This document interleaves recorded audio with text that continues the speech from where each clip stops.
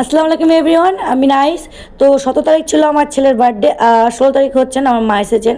আর আমার মা শুধুমাত্র এখানে ছুটে এসেছে আমার ছেলের ডাকে অত দূর থেকে। মানে ছেলে ফোনে বলে, নানি তুমি আমার বার্থডেতে আসবে, এবং যে যে খেলনাগুলো সে অর্ডার করেছিল সেসব খেলনাই আমার মা নিয়ে এসেছেন এখানে। তো এই যে টকিং বার্ডটা ছিল, একটা বার্ডটা কিন্তু কথা বলতো।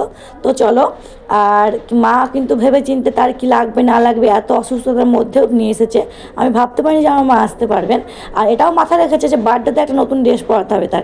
তো ড্রেসটা আমার মা পছন্দ করে নিয়ে এসেছে। তোমরা জানাবে কমেন্টে কালারটা কেমন, আর কোয়ালিটি কিন্তু খুব সুন্দর ছিল, খুব ভালো ছিল। আর মনে করো কিন্তু ব্যাটারি নিয়ে এসেছে, যে ব্যাটারিও লাগবে খেলনার মধ্যে। আর যারা বহরমপুরে হবে, তো জানো যে বহরমপুরে খাদি মেলা চলছিল, তো খাদি মেলা থেকে কিন্তু এগুলো আমার মা কিনেছে আমার জন্যে। তো তোমরা জানাবে কমেন্টে কেমন হয়েছে। আর আমি কিন্তু এখনও পর্যন্ত আমার মায়ের পছন্দের ড্রেস পরতে ভালোবাসি এবং কমফোর্টেবল ফিল মনে করি।